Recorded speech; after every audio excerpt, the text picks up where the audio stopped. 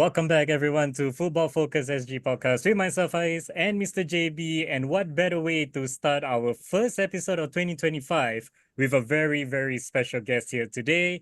He is a Singapore Premier League winner himself, all the way from Australia, Blake Ricciuto. Thank you for joining us for today. Thank you for having us. Thank you for having me. I'm happy to be here. Awesome, awesome. First of all, I just want to ask, how's things going on over there? Currently, I know you're in Australia.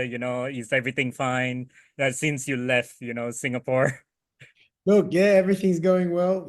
I came back to my old club that I was playing here in second division before, and luckily we won the league last year, so that Oh, was good. And congratulations, congratulations. you and I'm just doing a bit of coaching and doing my licenses to become a coach. So Oh, great. That's great. That's awesome. All yeah, right. interesting things coming up. So yeah, I'm happy to be home. So yeah, I do miss Singapore, but I'm happy to be home.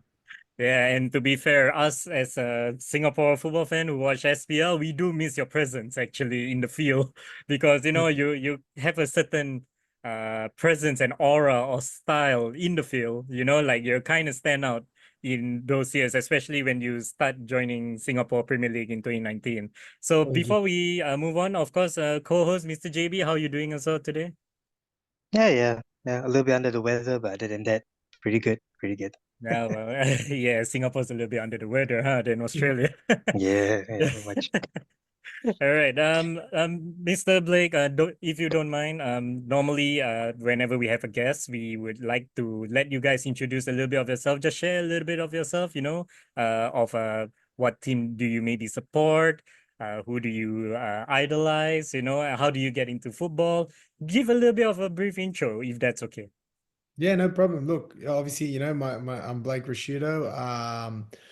Born in Australia. My dad's Uruguayan, Yeah, and I actually support a team in Uruguay called Peñarol. So it's a bit then you're all. Yeah, yeah, it's different because everyone follows maybe an English Premier League club yeah. or a La Liga side, but I follow Peñarol. When I was a young boy, my before I even stepped foot in Uruguay, my grandparents always put a Peñarol jersey on me and things like Oh, that.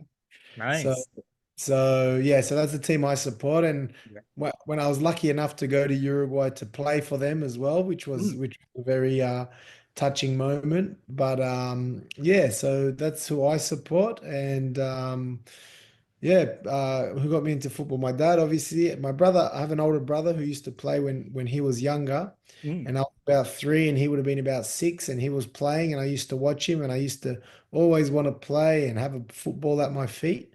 yeah. So, so I think a big thanks to my brother and also mum and dad for letting me go and play. So yeah, so from the age of 4 or 5, I just had a ball at my feet and always playing football. So yeah, Awesome, awesome. Wow. Since three all the way till now, that is, yeah. If it's yeah, not passion, I don't know what is. that's right. Yeah, yeah. All And right. obviously, yeah, and obviously at the age of when I think I was about maybe 12, 13, I started to realize I was quite good and then yeah, wanted to kind of pursue it professionally, which was good. Hmm. Awesome, awesome. All right. I mean, well, much like myself and my co-host Mr. JB, we ourselves are a fan of football since very young. Unfortunately, we don't have the talent to do it, so we can talk about it. So, Okay. Mr. JB, I believe you have some questions as well for Mr. Blake Ricciuto here. Yeah, for sure. I'll just like to start things pretty light. I think, as you shared, you were born in Australia and growing up over there. So I believe over there, the Australian Football League is actually quite big. Not so much of the football side of things, but more of the I believe it's rugby or something like that, like the sport that is very We have familiar in the Australia. Australian Football League, like Yeah. those AFL AFL. or something. Yeah, Yes, Yeah, yes, AFL. Yeah, AFL, yeah, AFL, yeah, yeah. correct. So yeah. what makes you to to kind of divert away? I'm not sure how popular is football during your time in Australia. Was it pretty big? Look, obviously my father being Uruguayan and from Uruguay, I think that was the major influence of why I probably played football, you Yeah.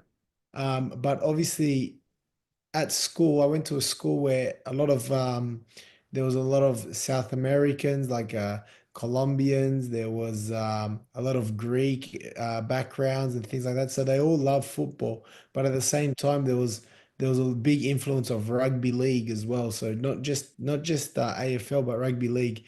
Here in Sydney, AFL isn't as big as the other states like Melbourne and things like that. But the other two codes of rugby, they're quite big. But as I said, I'm pretty sure the way the football found me because my dad being Uruguayan, that's all he probably knew. So yeah.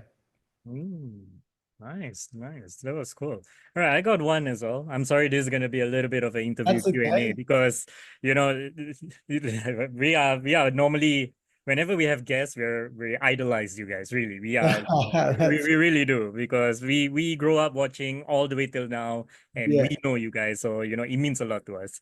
So yes, you mentioned that you were born in Australia, your dad's Uruguayan, and uh, you have played in Uruguay, you've played in Singapore and all that, which kind of makes me wonder how many language can you actually speak or understand? Because it sounds like you have a lot of language that you can Yeah, actually look, speak. I speak only two fluently, so I speak English and Spanish.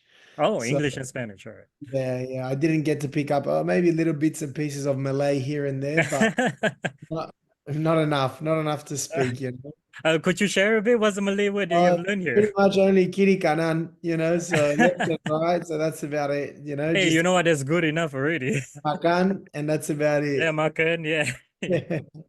That's great. That's great. Mr. JB, your other questions that you have?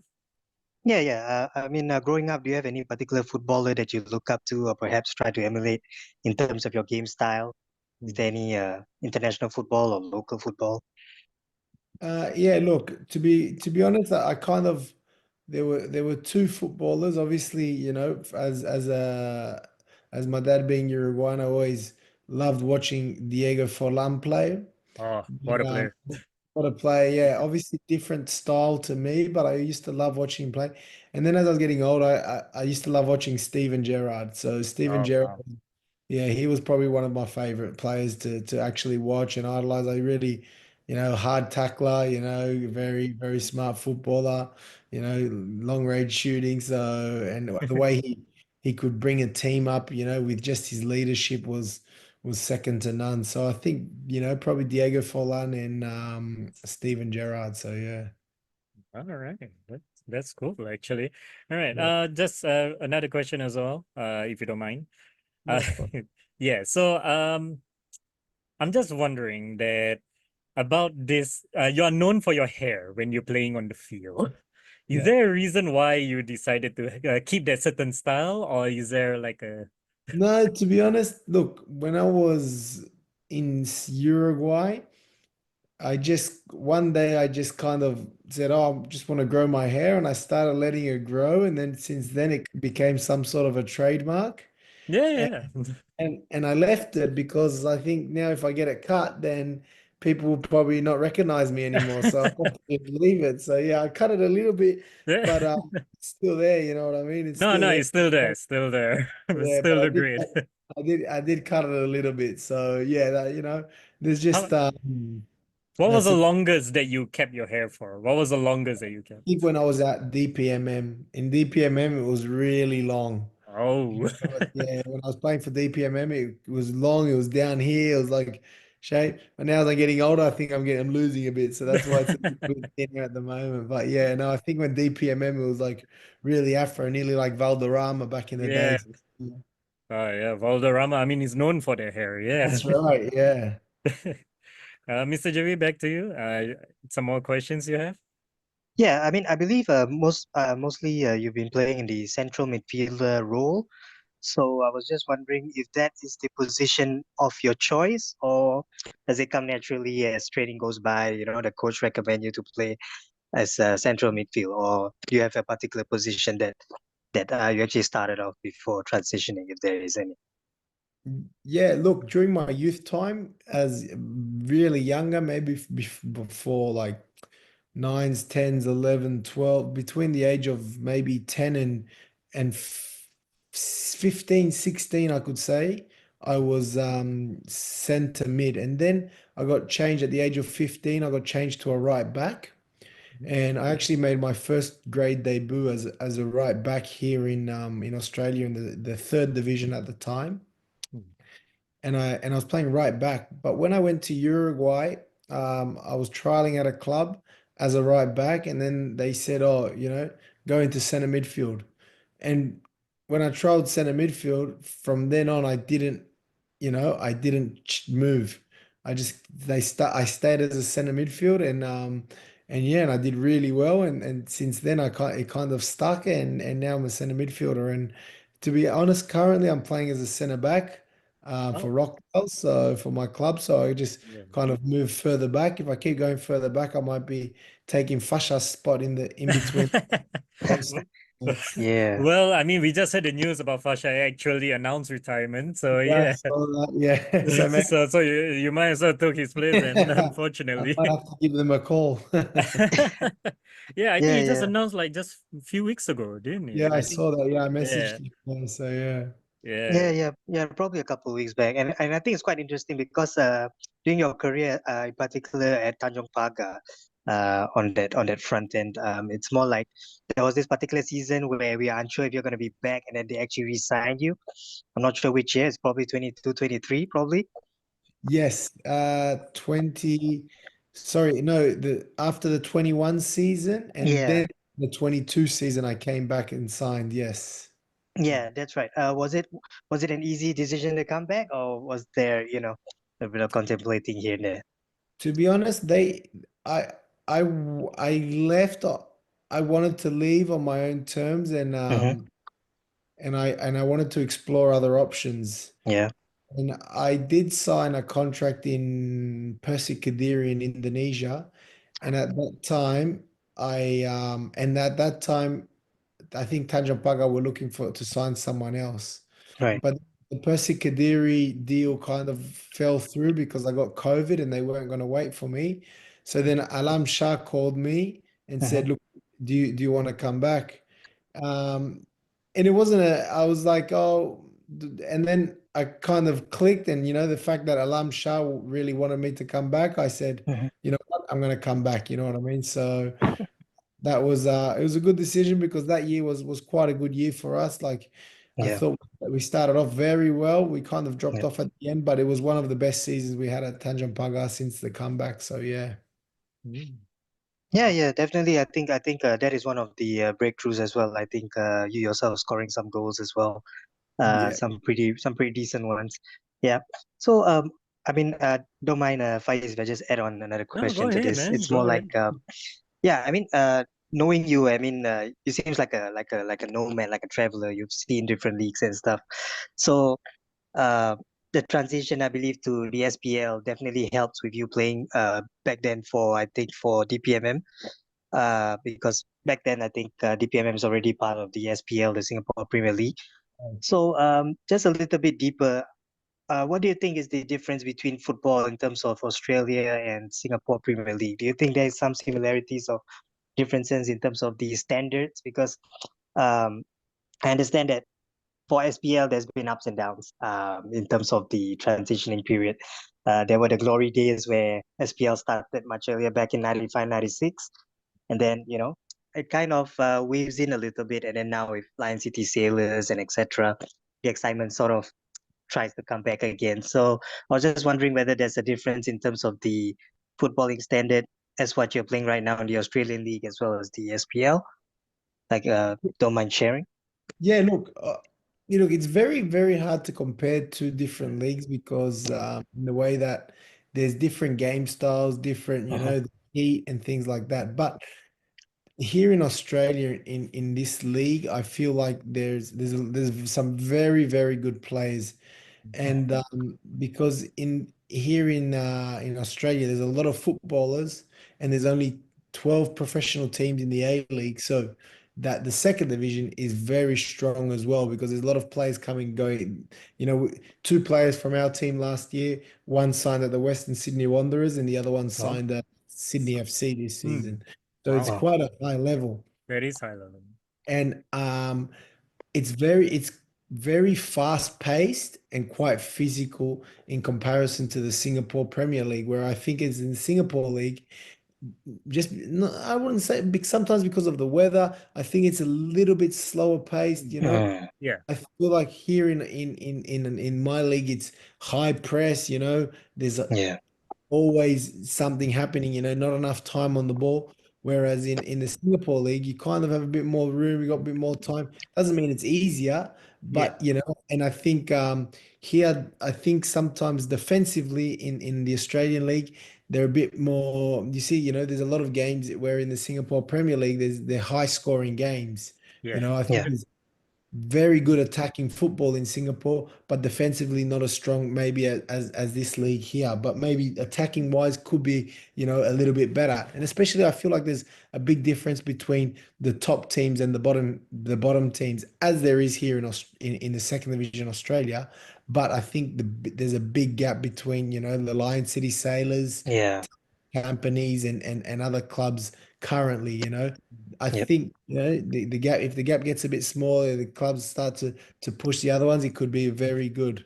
Hmm. Yeah. I mean, we definitely agree. I mean, there's some similarities with the Malaysian Football League as well. I'm not sure if you are aware of that one as well. With Johor Darul Takzim Yes, being of the league leaders. I mean, the gap has been too They're just big a league on already their between. own. That's what they Yeah, yeah, yeah, yeah. You got yeah, Italy, Selangor, and then Selangor is around there. exactly. Everyone else. Exactly. So yeah, I mean I do believe that I mean you're right there. I mean spot on in terms of the gap. If the rest of the teams or the clubs can actually catch up and close the gap, I think it will make a league a whole lot more interesting and more Correct. competitive in terms of the footballing wise.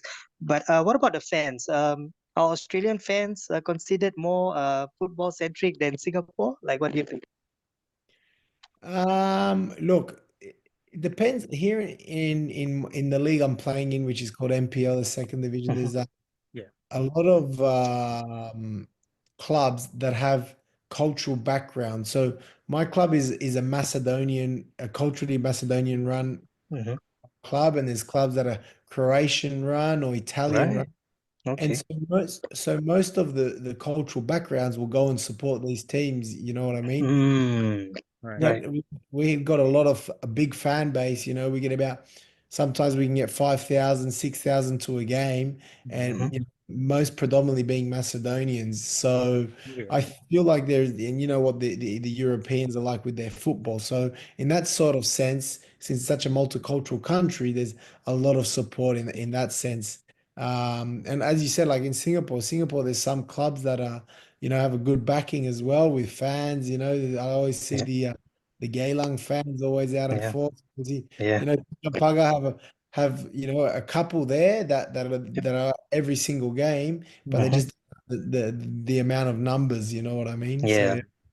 The Yeah. scale Yeah. I mean, comparison, it's pretty big difference there. yeah, yeah, yeah. I mean, we can definitely relate to that in terms of the numbers. I think, and also as you said, like as you shared, I think back then for your those kind of clubs.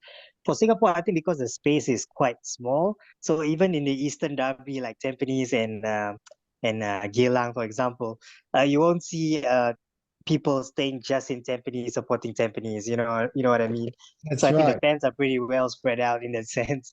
Like Yeah, even for Tanjong Pagar as well, I think the crowd comes. I mean, the fan will come from all sorts of places. So I yes, think that is quite interesting because when SPL actually started back in 95, 96, I think the rivalry is pretty strong there. And then I think as the years go by, I think we kind of have a little bit of a setback in terms of our football as well that we try to rebuild it. I think at the end of the day, there's always room for improvement for all the leagues, I believe, and I do feel that Singapore is a footballing nation in that sense. So we really hope that the league can do well and try to yeah. improve as well. Yeah, I think, look, I've always, playing in the Singapore league, for that many years, 4 years or more, Mm.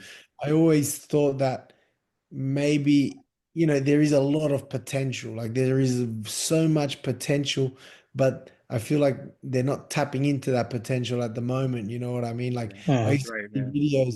videos. I'm good friends with Abassad. He used to Oh, show me Oh, videos of him playing in front of thousands of fans. yeah, yeah. sold out, Yeah. sold out.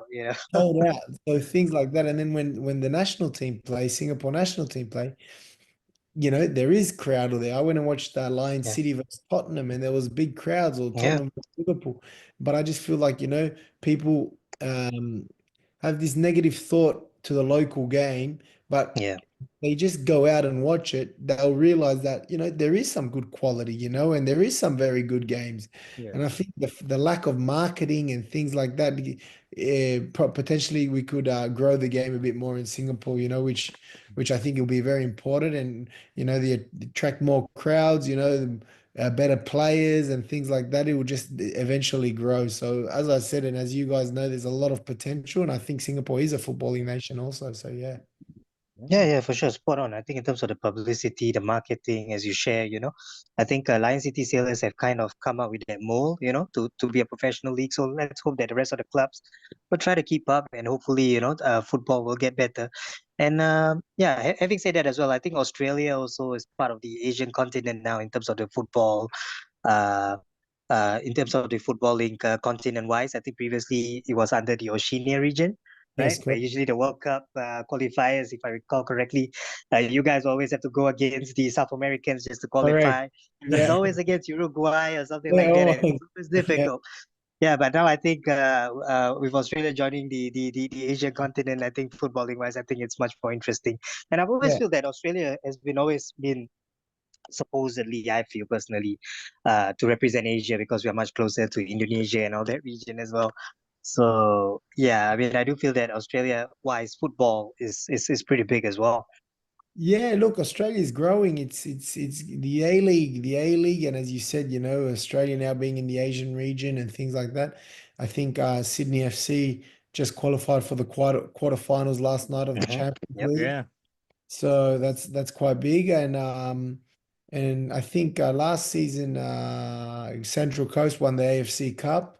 Hmm. So so Australia, the A League is growing, and it's big. There's a lot of crowds and things like that. So yeah, it's quite hard to compete with the big codes like the rugby and all that. But at the moment the A League's doing quite well. With the Wanderers versus Sydney game 2 weeks ago, I think it was sold out, and the atmosphere was great. So that's only positive things for the game, which is good. So yeah, and I think as you said before, the fact that Singapore also had when as Abassad played like sold out crowds, the potential is there and the interest is there. It's just got to tap into it somehow.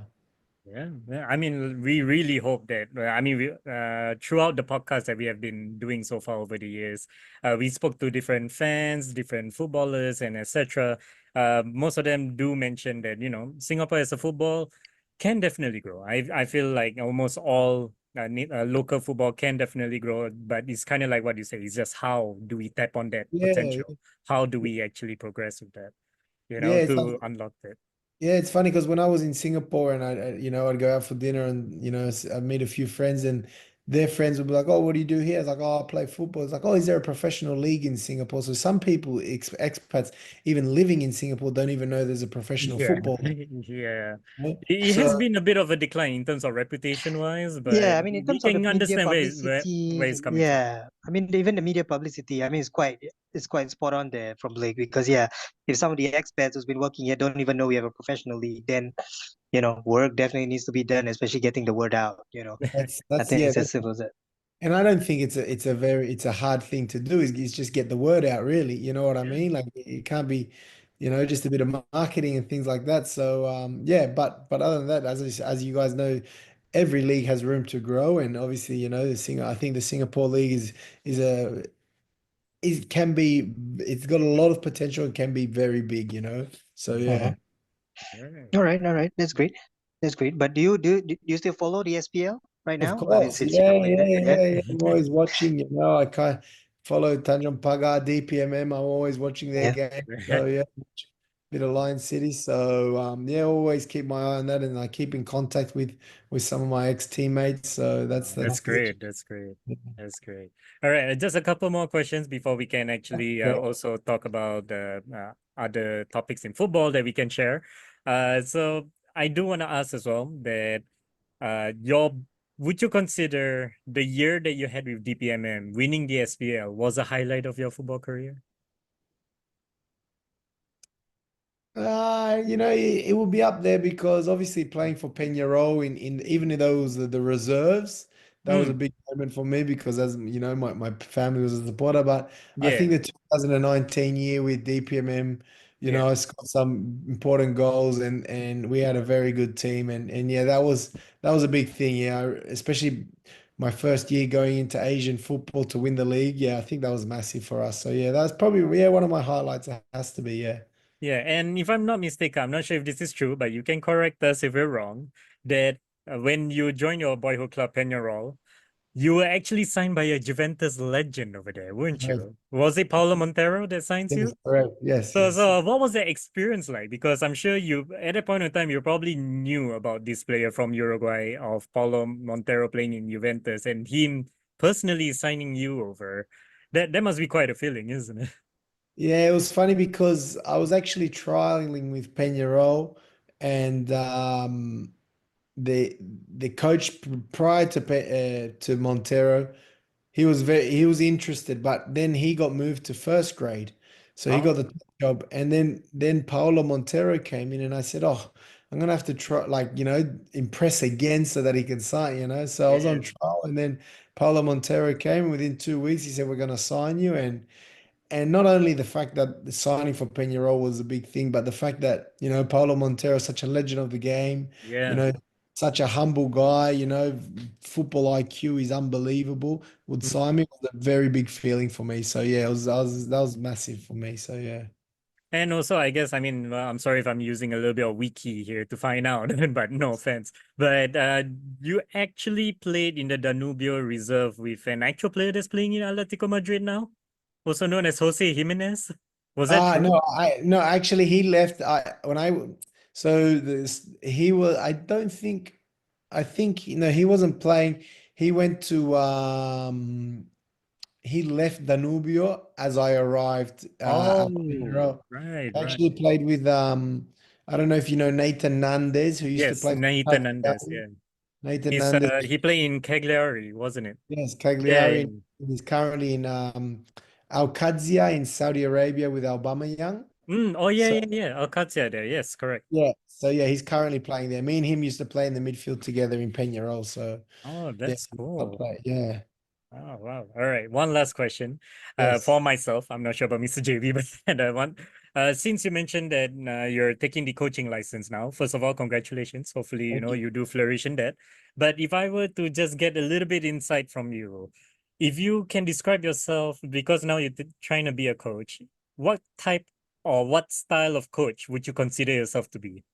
Oh, that's a good question that I haven't really thought about it like philosophy wise, but I think Yeah. a lot of energy, you know what I mean? Mm, Like positive energy. If we talk about tactics, I'd love the team to high press, press yeah. high on the Ah, field. yeah. Good attacking football. Uh-huh. And yeah, but like as myself, my demeanor probably like a lot of energy, you know what I mean, on the Yeah. sideline, like a kind of like a Klopp in a certain way, you know what I mean? Yeah, yeah. I mean, high line, high press, the high Yeah, intensity, free that's flowing right. football. Yeah, I mean, That's everybody kind loves of the that. idea with a few different touches, but that's the idea, yeah. Right, all right, all right. Mr. JB, any final few questions? Yeah, probably just last one from me since you took the coaching. I mean, since you're taking your journey to coaching, does that mean your playing time has been shortened already? Are you planning for retirement No, no, no, soon? no, no. Still, not at the moment. I still love playing, Yeah. but I just think it's a good time to while I'm playing, actually get my coaching licenses done and Hmm. do so. Um, that's my idea, and but no, the football. I'll keep playing football until the body doesn't want to play anymore. So Ah, all right, all right. I mean, hey, I mean, if Ronaldo can play till he's, yeah, Eh, at his age right now, I think he might hit 40s and all that. So yeah, why not? I mean, I football love is it. That's yeah, right. you know what I'm saying? It's at I the end of think the day, you just gotta take care of your tools, right? Once correct. take care of your body, discipline. I think football is quite a long-term career for some, although there were some who is not so lucky with injuries, That's that sort right. of thing. But yeah, just okay, probably just last one before we cap it all up.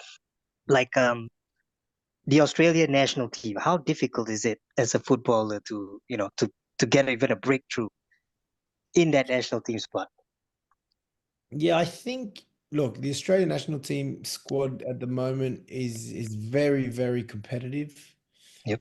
But, even the youth squads, like when I was playing in Peñarol in one Hmm. of the clubs in Uruguay, I barely got a look in. Hmm.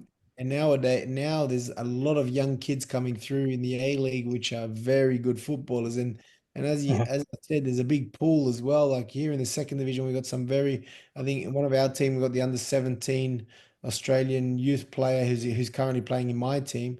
Such a very good player, but there's a lot, there's a lot of good players, so it's very, very competitive. And yeah, as you said, like you look at the A League, that Iran Kunda who went to Bayern Munich, he's Mm, fine. Hmm. He's yeah. fun. He's finding. Yeah, I know he's young, but he's finding it hard to actually get in a regular spot in the national team. So, that's the thing. Yeah. Mm. All right. That's pretty interesting. I think because of the large talent of pool there, just to break through the team, I think one of our memories of those players was probably Harry Kewell and Mark Vidu kind of likes Tim Cahill. Tim Yep. Yeah. Cahill, Harry. Yeah, Yeah. Mark Yep. they're Yep. Berciano as well. that's Yeah. right. Yeah. Cristiano, the Those are golden the names. generation. Yeah. Yeah. Yeah. Those are the teams that actually kind of paved the way. And yeah, I think at the end of the day, I think Australia definitely is one of the better countries to represent Asia, especially in the World Cup tournament. I think with perhaps a better chance to proceed through to at least the knockout stages. Well, Hopefully, hopefully. yeah, hopefully, that's right. Yeah. All right. Yeah. Awesome, awesome. All right. Well, thank you so much, Blake, for sharing with us. So now we're gonna just shift the topic a little bit before we wrap things up.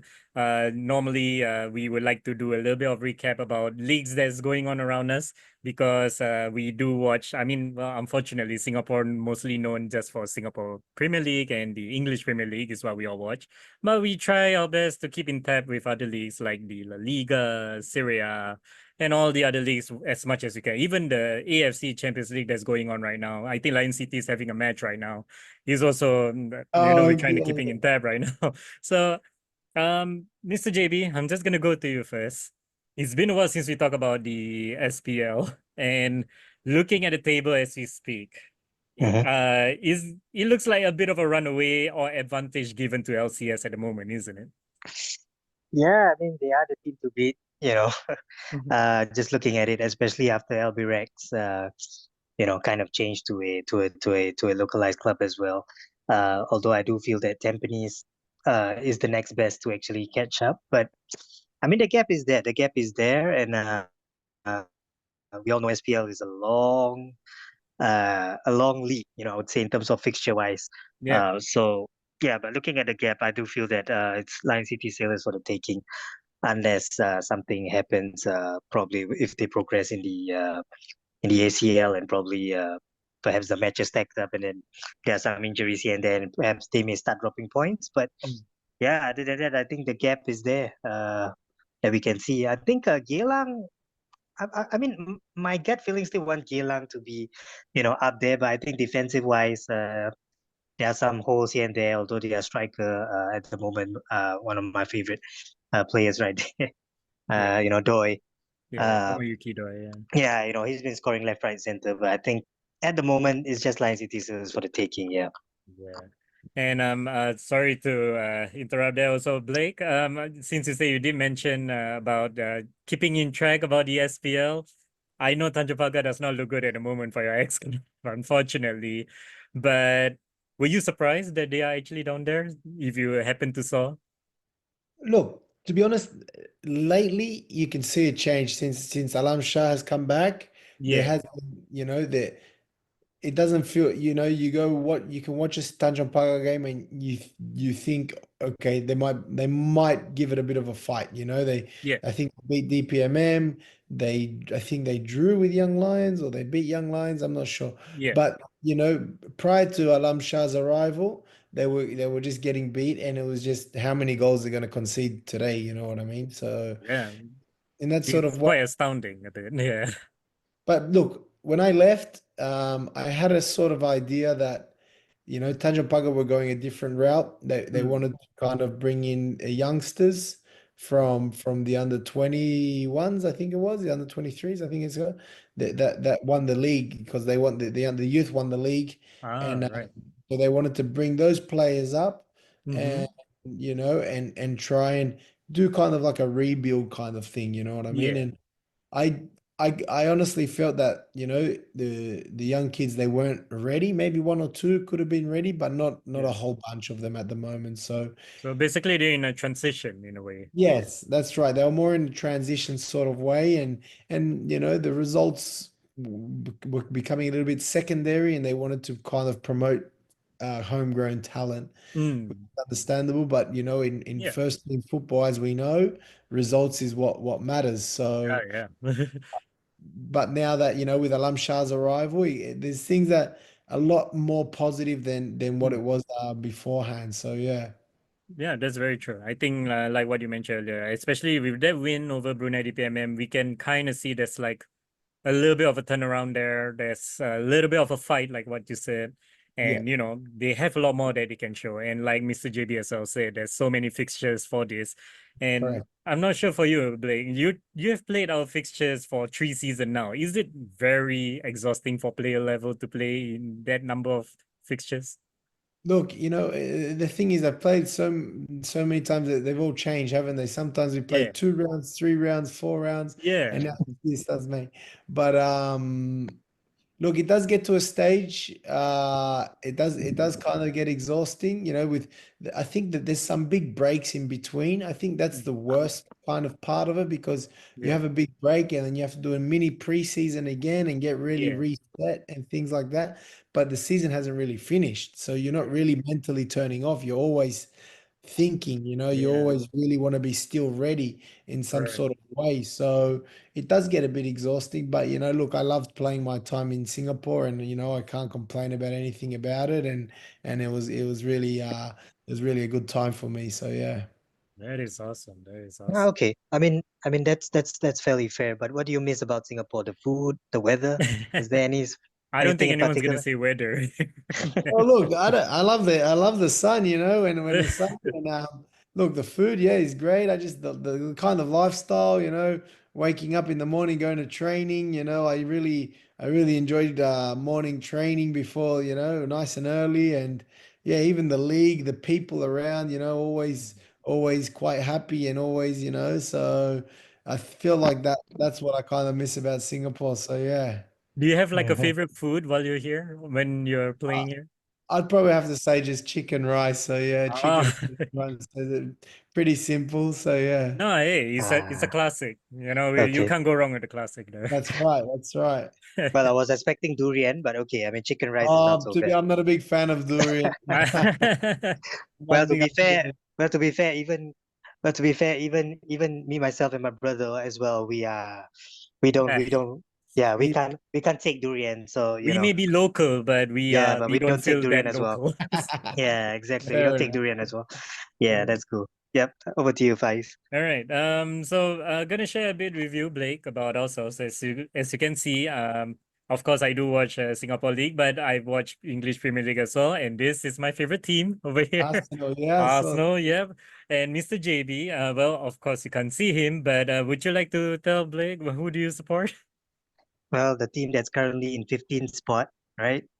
oh, Despite being it's Manchester United. Yeah. Man United, yeah, yeah, yeah. Yeah. But Blake, do you follow English Premier League as well, or do you Yeah, I just? do. I like watching English Premier League, and to be honest, when I was a bit younger, I was a bit of a Man United fan. Obviously, when Oh. Forlan used to Oh play for yeah, Man Forlan, yeah. United, so but I kind of, I don't. It doesn't ruin my week if they lose. Put it that way. You know what I mean? And I do like following, Australian or Uruguayan footballers now. Obviously, like Mm. watching Darwin Nunez playing at Oh yeah. Liverpool or even Massimo Luongo at Ipswich. So Yeah. I like doing watching that. So yeah, but Man United and even Tottenham, because of Ange Postecoglou. But Oh yeah, Man, yeah. Man United aren't having a good year, are they? I mean, I'll let Mr. JB explain how do you feel about Man United so far? It's been a while since we Oh, talked about it.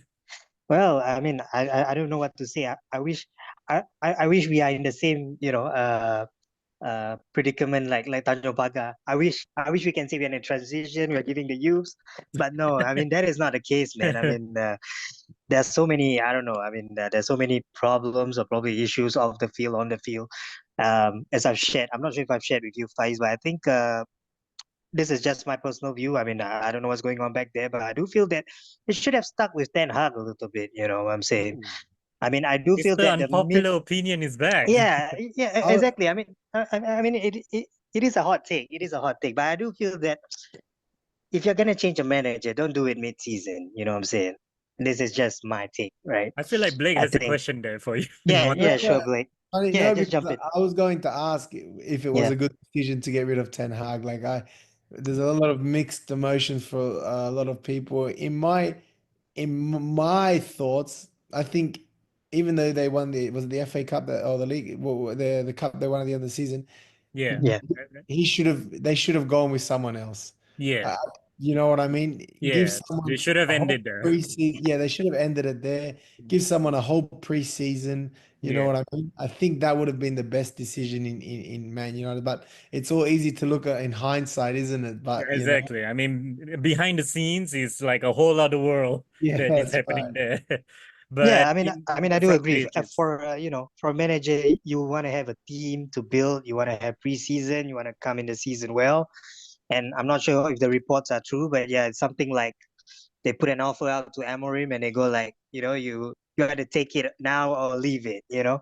So I think yeah. he is also being put in a spot. So I think that's why he took the decision as well. I think And putting he in the was spot doing is a bit of an well. understatement now. Yeah, Yeah. you know what I'm saying? And now he looks so depressed. So I don't Do you think, I'm pretty sure they'll stick with him. Do you think he can turn it around? Like if he Mm. has a Yeah, whole year or a whole season on his own, Ruben gets the players that he wants, can he turn it around? Or you that's a feel good like, question. Yeah.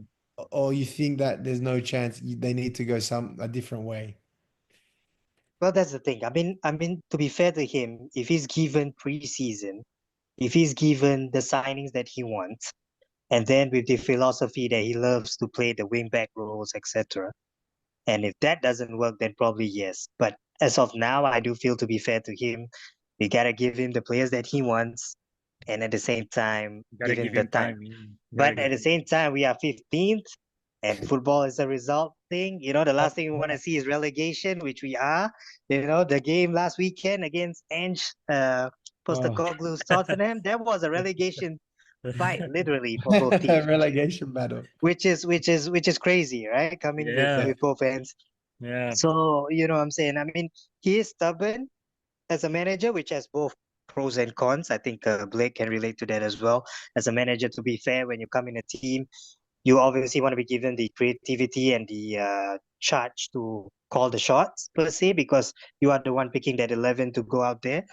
But at the same time, I think he's now stepping on very thin rope, because whether his philosophy or the way he works will be able to bear result real soon. Because if not, I think we might be in a very, very big trouble. Because I think every spot that you drop is not only money, but at the same time, you're talking about Manchester United here. You're talking about, like, Big until time. today, a very big club, like easily the top five most recognizable teams probably in the world right now. So it doesn't look so good at the moment for him. I mean, I do want him to do well, but yeah, man, I mean, looking at the stats, I mean, nowadays it's all about stats, right? I mean, back Yeah. then probably social media isn't so bad, but now it seems like any manager that comes in Manchester United, man, you are in for a ball of a time, man. You gotta face the media, you gotta face all kinds of players right now. Yeah. So I'm not sure how he's handling the dressing room, so to speak, especially the strikers for Man United. I think that's quite worrying, both for Zirkzee and I think Hoyland. I think Yeah. Hoyland as well hasn't been scoring for God knows how many games. And yeah, and we are loaning out our players out, right? Rashford, Anthony, and you know Anthony is now doing well in Why he's doing pretty well. in yeah in La Liga, you know, rejuvenation. So I don't know, man. I mean, there are some that I read, which is quite funny, that people say that uh probably someone has been put a spell on Man United, you know what I'm saying, like some black magic or whatever. That Yeah. for some reason when the players leave, the players are doing very well, but at the club they Doing can't very seem to well. get the results. So you know what I'm saying. I I mean, understand. I can feel the pain there, really. yeah, I don't want to go on because if I go on, I think I Yeah, can this is start not gonna talking be a about the 1 hour whole. rant about Man You know what I'm United, saying? Yeah, unfortunately. it will be a week, but us as fans, no choice. You know what I'm saying? We It's kind okay, of Mr. JB. I'll signed up for dedicate one this. So episode so that we can just talk about Man United. yeah, Don't yeah, worry about it. for sure. But yeah, Just to wrap things up dangerous, real dangerous. quick, I Yeah. mean, since you guys are keeping in tabs with Premier League, just one last quick question about it. Liverpool on top, are they gonna win the league? Just a simple question to you guys. I'll go with you first, Blake, if it's okay. I think so. I think Liverpool are quite consistent. They got a lot of depth and I can't really see Arsenal catching them, you know. As much as you hate to hear it, I Nah, think hey, I've been there. Been there many years since the time of Wenger, all the way. So yeah, I've been there. It's okay. I Uh, think it's Liverpool. fine. We kind of, as Arsenal fans, we kind of not say expected that not to win the league. We know that we're gonna challenge. It's always just a question of are we good enough to win the league? That's always been the question now for the past 2 seasons. Of course, pressure is gonna mount on Arteta more because of how long he's been there.